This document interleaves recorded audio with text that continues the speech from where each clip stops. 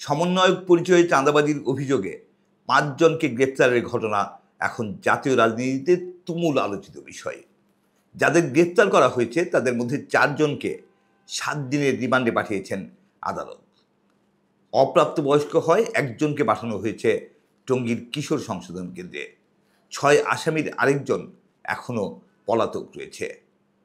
এই ঘটনাকে কেন্দ্র করে ফ্যাসিবাদ বিরোধী আন্দোলনের ঐতিহাসিক প্ল্যাটফর্ম বৈষম্য বিরোধী ছাত্র আন্দোলন এবং এর ঐতিহাসিক পদ সমন্বয়ককে অপব্যবহারের বিষয়টি জোরালোভাবে সামনে এসছে, যা আমাদের হতাশাকে তীব্রতর করে তুলেছে। আমরা চাই এই ঘটনার সাথে বৈষম্য বিরোধী ছাত্র আন্দোলনের বর্তমান বা সাবেক নেতাকর্মীদের আরও কেউ জড়িত আছে কিনা সেটা খুঁজে বের করা হোক।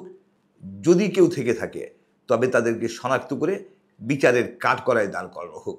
কিন্তু কোনোভাবেই যাতে ঐতিহাসিক এই প্ল্যাটফর্মটি কলুষতা কিংবা বিতর্কের মুখে না পড়ে সেটা নিশ্চিত করার জন্য আমরা সবার প্রতি আহ্বান জানাই।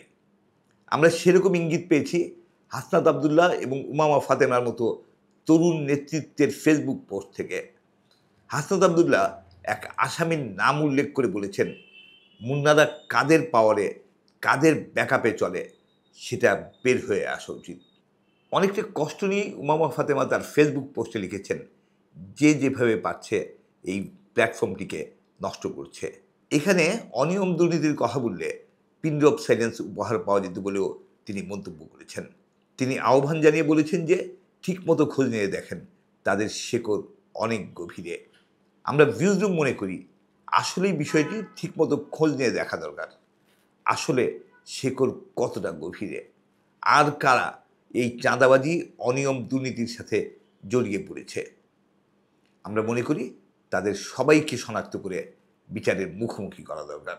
আমরা দেখেছি যে বৈষম্য বিরোধী ছাত্র আন্দোলন সেই ঐতিহাসিক প্ল্যাটফর্ম, যেই প্ল্যাটফর্মে দাঁড়িয়ে আমাদের ছাত্র জনতা ২৪-এর ছাত্রগণ অভ্যুত্থান ঘটিয়েছে। চরম নিরাপত্তাহীনতার বিরুদ্ধে রুখে দাঁড়িয়ে ফ্যাসিবাদী সরকারের পতন ঘটিয়েছে। বুলেটের সামনে বুক পেতে দিয়ে মৃত্যুকে বরণ করেছে, তবু আপোষ করেনি।